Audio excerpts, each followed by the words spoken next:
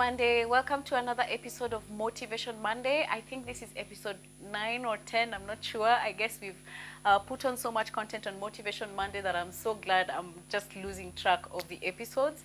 But I hope you're getting edified. I hope you are getting some good level of growth and knowledge from this playlist that we created under Lifestyle with Jane. For those who are new here, my name is Jane. I have a page called Lifestyle with Jane. Of course, since you're here, you already know, but I created a playlist called Motivation Monday just to have a space where we can have conversations, whether it's Bible study, whether it's discussing books, whether it's singing, growth, all those things combined. It's really just a space that allows us to get edified. So karibu sana, please consider hitting the subscribe button. I would really appreciate it if you became part of this growing family.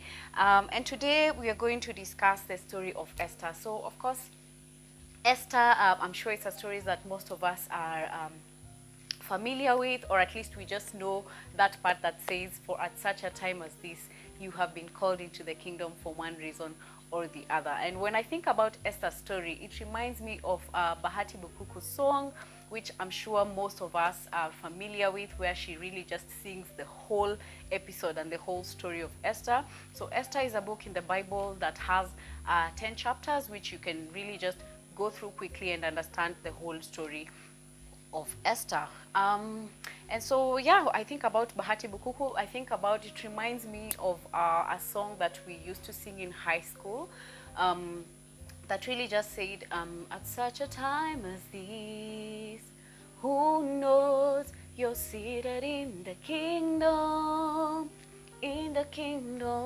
to influence circumstances, to deliver God's people at such a time as this.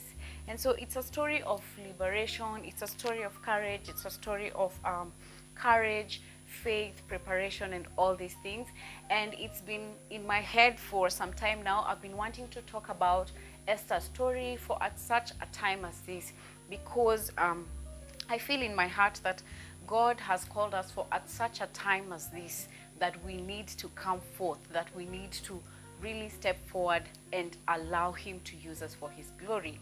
So I'm not going to read through the whole story of Esther, but I'm just going to pick bits and pieces from her story, as you know how we do it here if you've been here for some time.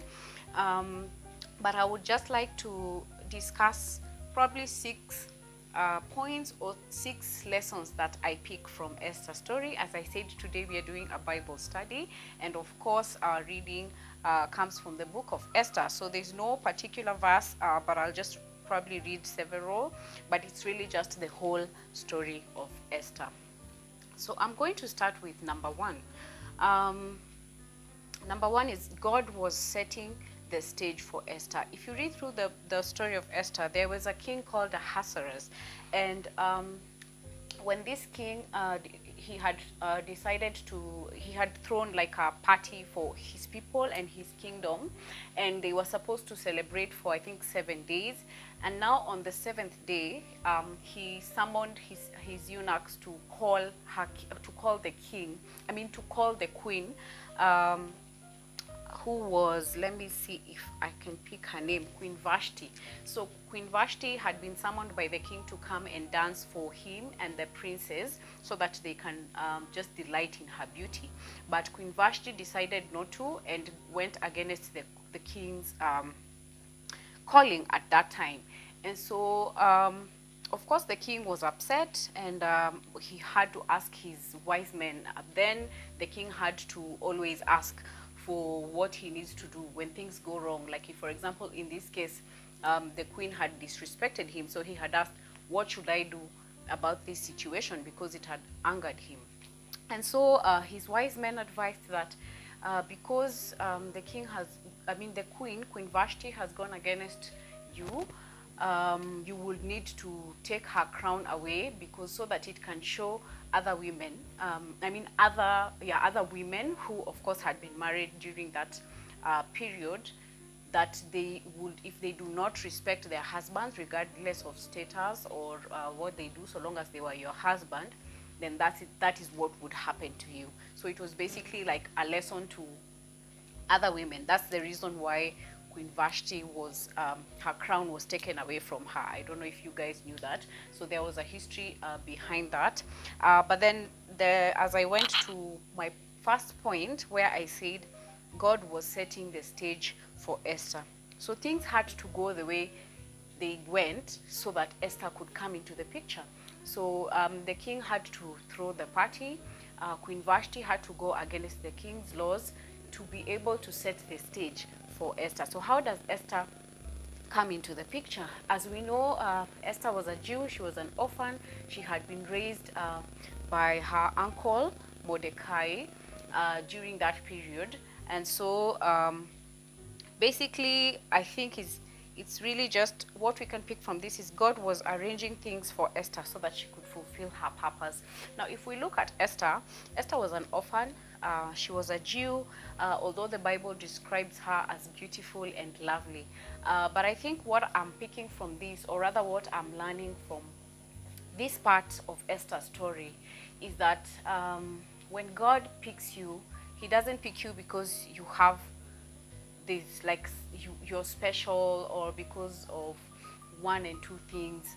He picks you because you're willing. He picks you as you are. Esther was an orphan. You would probably think, oh, well, you're an orphan. There's really nothing much to you. You're a Jew. Nobody knows about you.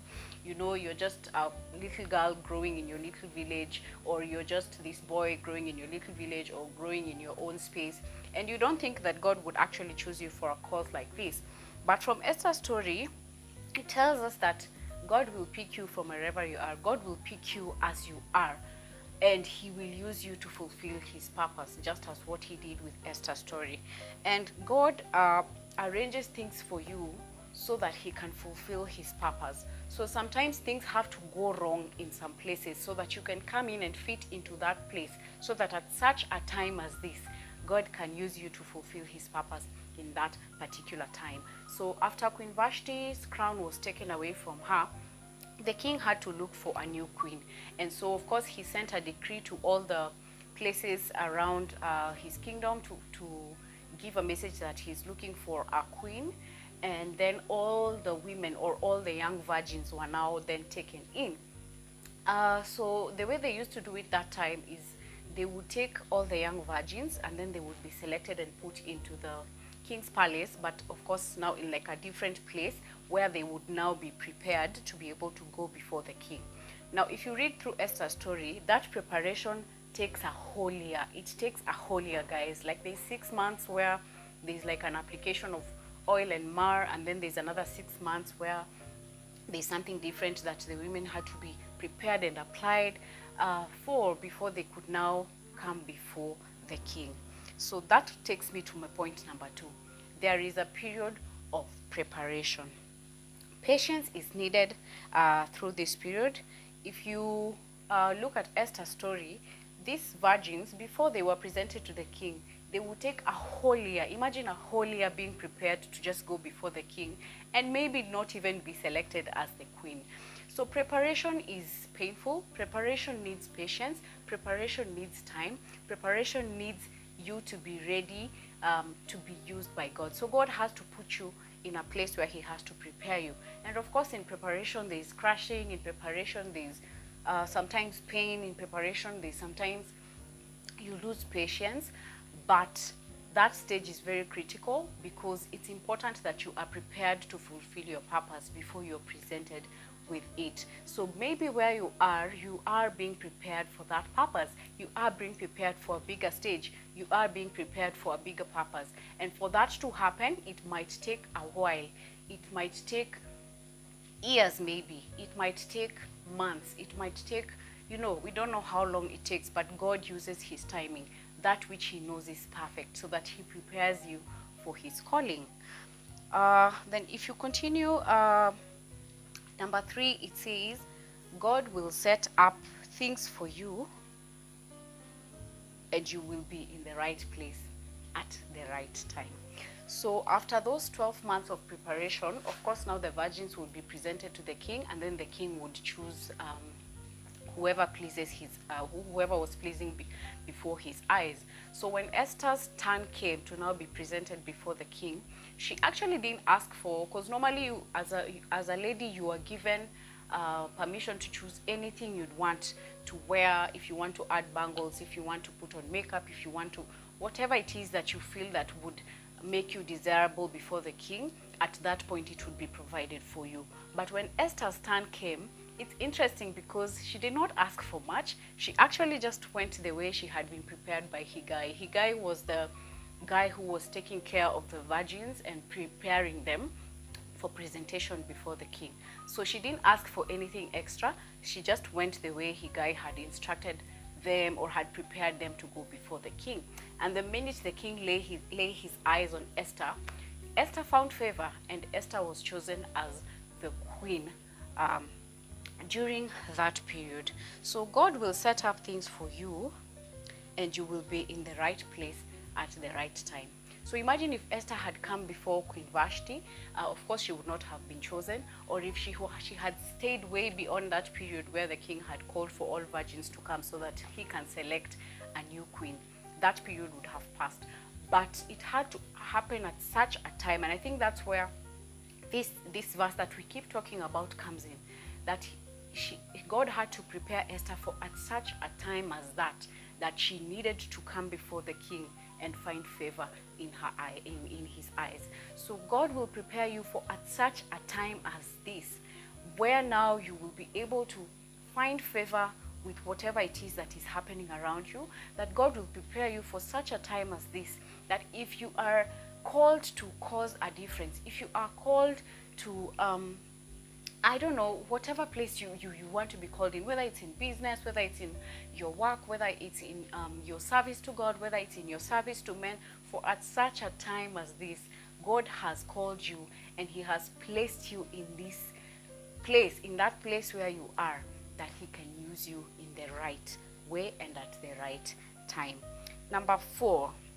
So after Esther had been chosen as a queen, and of course, if you forward the story a little bit, Mordecai had, there's a new eunuch that had been chosen for the king. I don't know if I remember his name, but he was called Haman, I think. He was the one who was now coming to, he was basically like the second in command after the king. And so at some point he wanted to get rid of all the Jews in the palace or within the kingdom, because Mordecai had not bowed down to him. Remember, the Jews were serving God during that time. And so because of that, Mordecai had learnt of the story, and he sent that message to Esther through Esther's eunuch, who had been provided for by the king.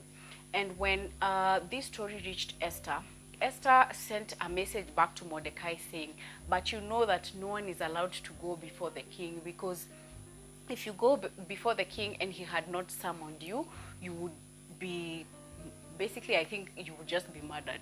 That was it. And so nobody would go before the king unless he had summoned you to come into his presence. And so that's what Esther was communicating to Mordecai. There is no way I can go to the king and ask him about this situation with the Jews, because he has not summoned me for 30 days for in his kingdom or in his palace where he used to sit. He has not summoned me, and I cannot go to him unless he has summoned me. And that is when Mordecai told Esther, who knows, for at such a time as this, that you sit in the kingdom. Who knows, for at such a time as this, you have been called to sit in the kingdom. And so that you can influence circumstances, you can deliver God's people. Of course, these things he didn't say, but I think that is what Mordecai was desperately saying to Esther. Why were you placed here? You need to think beyond just being the queen. You need to think beyond these things, and you need to ask yourself, why did God place me here? And I think that's what sometimes we need to be reminded in our just normal life situations. Why are we placed where we are placed? For at such a time as this, why has God called you in that place where you are? Why has he entrusted you with that? Because he knows that you need to fulfill a purpose for him there. So this is what happened. After now, Esther sent word back to Mordecai and said, okay, then I will please just bring together all the Jews and do not eat anything or drink anything for 3 days. I will also do the same from of course, king's palace together with my maidens. We will also not eat or drink anything and fast for 3 days. And after that, I will present myself to the king. And if I perish, I perish. So she decided that she was going to be able to go before the king, and she had not been summoned. So whether she perishes, but she will do it for the Jews, to be able to save the Jews in that generation. So these are things that Esther did during that period. Fasting was important for her because it needed to help her fulfill her purpose. So she had to be serious about it. Number 2, she had to take a step of faith. You have to be willing to step out of your comfort zone when you decide to go through with your purpose. Number 3, you need to use wisdom. So if you continue reading the story, of course, now after she had already presented herself in front of the king and the king listened to her, there's some level of wisdom that Esther applied through that process that we are going to discuss as we go forward. But this is what we are learning, that in order for you to be serious about your calling, to be serious about your purpose, you will need to sacrifice, you will need to fast, you will need to pray, you will need to do things that we really just, you will not just wake up today and decide, oh, I'm going through my purpose and I'm going to, you have to prepare yourself, and you also have to let God take control of that situation. Number 2, you have to, of course, take a step of faith. Esther knew that if she went before the king, the next thing is probably she'll be murdered, but she was ready to take that risk. So there are times in our lives where we will need to take risks. We will need to take that step of faith. We will need to step out of our comfort zone. We will need to decide that I am going through with this. If it fails, it fails. If it works, it works. But because I feel so strongly that it's the right thing to do, I will go on ahead and still do it. So that's a right attitude to adapt. Just like Esther, for such a time as this, if you feel that you strongly your calling is towards a certain thing that you haven't started doing, that you're still sitting on, that you're still saying, oh, I'm not ready, oh, I don't have the right skills yet, oh, you have all these excuses you're putting for yourself, remember you will need to take a step of faith. And just like Esther, you never know what lies beyond that mountain that you feel that is so big to cross. Then the other thing is, favor is not just for yourself, it is so that you can be a blessing to others. So this favor that Esther got, that she was seen and favored by the king, it was not just for herself. She needed to be there for such a time as that, so that she can save the whole generation of all the Jews that were living in that kingdom at that time. So when God favors you, most times it will not be for yourself, it will be for the people around you. It will be for people who need to hear, people who need to be encouraged, people who need to be reminded that it is possible, people who need to see that through you, if these things have happened, then even for them, they would have faith that it will happen for them. So sometimes when favor happens to you, it is not just for you, it is for those who are around you. It is a blessing, it is something that you have to reckon that it is supposed to, it's opening doors for other people, not only for yourself. And that's why I said, when I say that also Esther used wisdom, when now she went before the king, she did not just go before the king and say, oh, Haman is going to kill all the Jews and I need you to cancel this off. She used wisdom. The same thing that we spoke about in Abigail's story during our, I think it was 2nd or 3rd episode. God requires us to have wisdom when we seek the things of this world, when we fight the battles of this world. And the Bible says that if any of you lacks wisdom, ask God who gives to all men. God wants to give you the wisdom that you need to use. Stop believing in yourself. Stop thinking that you have things figured out. No. Ask God for wisdom. Ask God to guide you. Ask God to help you understand why the way things are happening in your life. Seek that wisdom because it is going to help you make the right decision. So when Esther went before the king, she said, if it favors you, please come and have a bouquet that I have prepared, a meal that I have prepared for you and Haman, who was now his second. second in command. And she prepared that meal. And during that time, the king asked, Esther, please tell me what you want. Even half of this kingdom will be given unto you. But Esther was not interested in that. She only called them for a meal. The second time again, she called them for a meal. And then now, that is when she mentioned to the king what was happening and the decree that Haman had given for the Jews to be finished off. And in between that story, there is actually something interesting that happened. During that night, after the first meal they had, the king's heart was bothered, and he remembered Mordecai, and he remembered what Mordecai had done. If you read the story of Esther in the beginning, Mordecai had sent word to the king that there's two eunuchs who wanted to finish him. And of course they were finished, and of course now they knew that if it is because of Mordecai that story happened. So that night the king could not sleep. He was disturbed, and he kept thinking about Mordecai, and he kept wondering, was this man ever rewarded for saving my life? And so that's why I'm saying you need wisdom, because timing is everything. If the first night Esther had already gone to the king and said, oh, this is what is happening, and she just rushed to mention it, it would not have happened that Mordecai had been favored by the king before this story had come out. And so timing is everything, you guys. I'm telling you, when you think about for at such a time as this, it is not just, if you go through that story, there's so many parts and pieces that I picked that I was saying, for at such a time as this, Esther could not speak.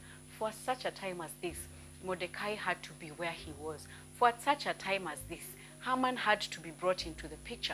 He had to be the one in charge. For at such a time as this, Queen Vashti had to refuse to dance. It goes so much more beyond Esther. And I really, really would like us to read this story and get encouraged today. So the last point is, God's plan is always bigger and far more reaching than we expect. Never underestimate what God can accomplish through you. So I like how it finishes to say God's plan is always bigger, because I'm imagining when Esther was favored and chosen as the queen, she didn't really think that something like this would come, and at some point she will have to go against the king's will and have to go before him before she was summoned. But those bigger things have to come, they have to sit in place. That tells us that God's plan is bigger than what we see. And the small things that he starts to prepare you through, he's preparing you for bigger stages. He's preparing you for a bigger platform. But you need to be obedient through it all so that you can reach to that point which he has called you to. Never underestimate what God can accomplish through you. That is my message for today, guys. I feel like Esther's story reminds us that for at such a time as this, where are you now? For at such a time as this, why has God placed you there? For at such a time as this, may God give us the wisdom to really, really seek the reason why we are where we are, to really be able to accomplish the will which he has called us to accomplish, so that even when you move to your next place, remember you're creating space for someone else to come where you are right now. You are giving them the opportunity to grow where you have grown. You are giving them the opportunity to become what you became. So allow growth, allow space, allow all these things to happen. For at such a time as this, God has called you in his kingdom for his glory. I do hope that you have learned something from this today. Thank you so much for watching this video. Have a beautiful, beautiful week, and see you next Monday. Bye.